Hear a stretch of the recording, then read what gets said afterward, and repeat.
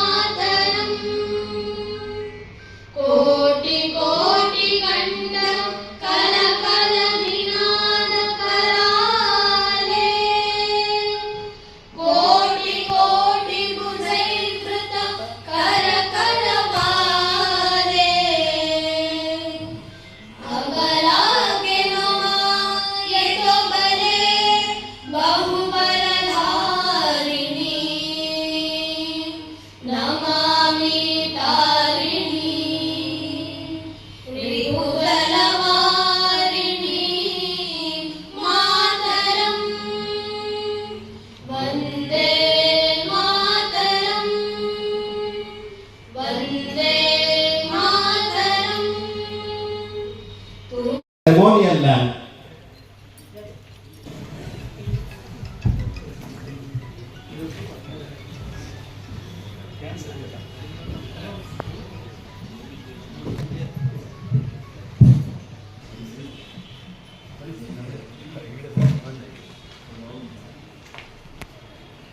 शुभं कुरु त्वं कल्याणं आरोग्यं धन संपदा शत्रुबुद्धि विनाशाय दीपज्योति परब्रह्म दीपज्योति जनार्दनः दीपो हरतु मे पापं दीपं ज्योतिर्नमोस्तुते.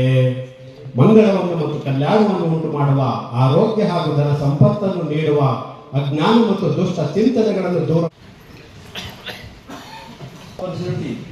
To welcome Honorable Governor in spite of his hectic and busy schedule in Chennai and Thiruvananthapuram. He is kind enough to give his consent on this occasion of launching my book. ಕೋರ್ಟಿಗೆ ಹೋಗಿ ಅದರ ವಿರುದ್ಧ ತಡೆ ತಗೊಂಡ್ಬರ್ತಾರೆ. ಈ ಹಂತದಲ್ಲಿ ಹಕ್ಕುಚ್ಯುತಿ ಸಮಿತಿ ಮತ್ತು ಕೋರ್ಟಿನ ನಡುವೆ ಒಂದು ರೀತಿಯಾದಂತಹ ಸಾಂವಿಧಾನಿಕ ಬಿಕ್ಕಟ್ಟಾಗ್ಬಿಡುತ್ತೆ. ಸಂವಿಧಾನ ಕೊಟ್ಟಿರುವಂತಹ ತಡೆ ಕೂಡ, ಹೈಕೋರ್ಟ್ ಕೊಟ್ಟಿರುವಂತಹ, ಸುಪ್ರೀಂ ಕೋರ್ಟ್ ಕೊಟ್ಟಿರುವಂತಹ ತಡೆ ಕೂಡ ಬಹಳ ಮುಖ್ಯವಾದಂತದ್ದು. ಅದನ್ನು ಅನುಕಂಪ ಅವರಿಗೆ ಸಿಕ್ಕಿ ಅವರು ಅಧಿಕಾರಕ್ಕೆ ಬರ್ತಾರೆ. ಅಧಿಕಾರಕ್ಕೆ ಬಂದ ನಂತರ ಇಡೀ ಹಚ್ಚುಚ್ಯುತಿ ಪ್ರಕರಣವನ್ನ ಅವರು ತಮ್ಮ ಕಡತದಿಂದ ತರಿಸಿರುವಂತಹ ಐತಿಹಾಸಿಕ ಘಟನೆಗಳು ಕೂಡ ಈ ಪುಸ್ತಕದಲ್ಲಿ.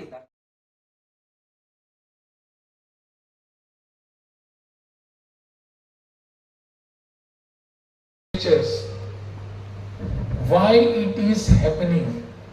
We all are, most of us are concerned about this, and we must, many a times we find that those who are representing us, we call them MLAs, MLCs, MPs, they are representing us. We are in a democracy.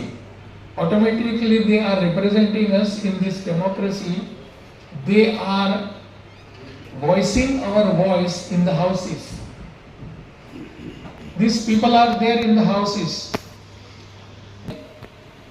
That is the basic question that we ask ourselves.